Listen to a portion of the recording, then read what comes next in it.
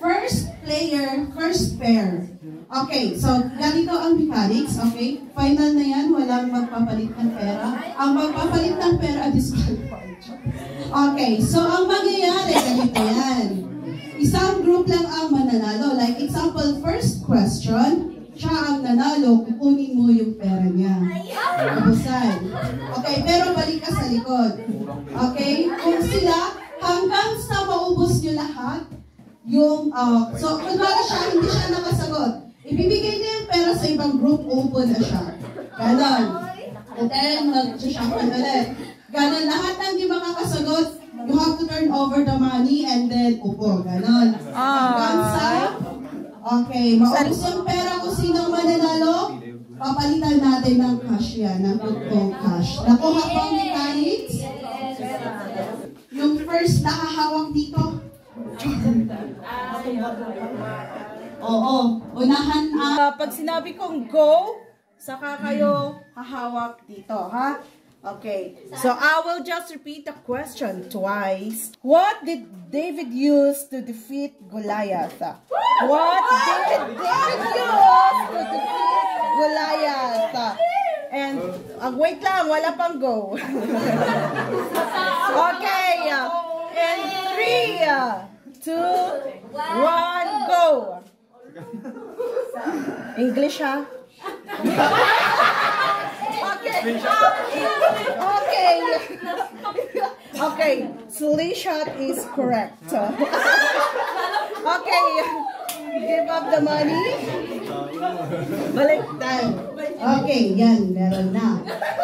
Okay. Next. Okay, what is the name of the tower that was built in the plain of Shinar? 1, 2, 3, go. Tower of Babel. Babel. Okay.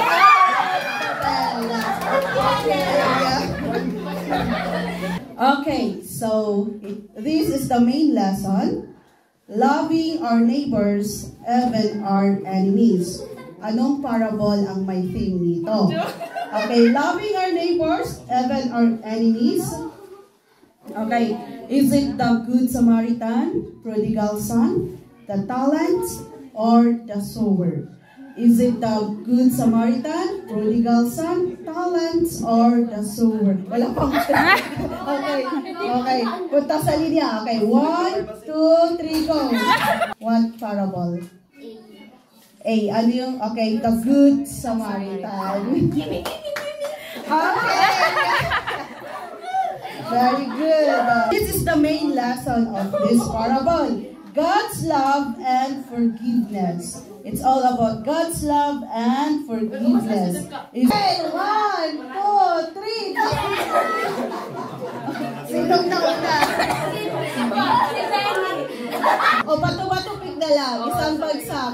1, 2, 3. Isang bagsak. Okay, Zen, what is your answer? Okay, it is the prodigal son. Okay, next. Okay, it is the importance of using our gifts. Ito yung pinaka-main lesson niya. It is the importance of using our gifts. Okay, is it the prodigal son? The parable of Good Samaritan, the parable of the talents, or the parable of the sower? And 1, 2, 3. Sino? Masagit na lang. Okay. The parable of talents. Okay, the parable. Next. Okay, this is the main lesson of the parable. Oo. Okay. Tama. Okay, yeah.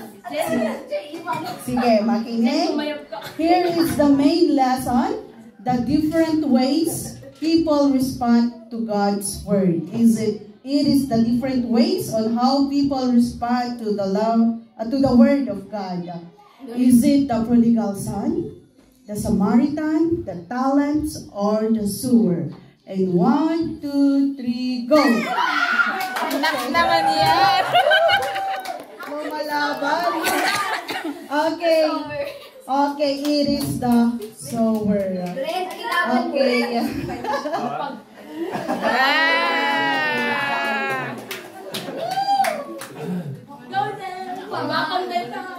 Okay, yeah. What was the name of the woman who hid the Israelite spies in her house? So what is the name of the woman who hid the Israelite spies in her house? 3, 2, 1, go!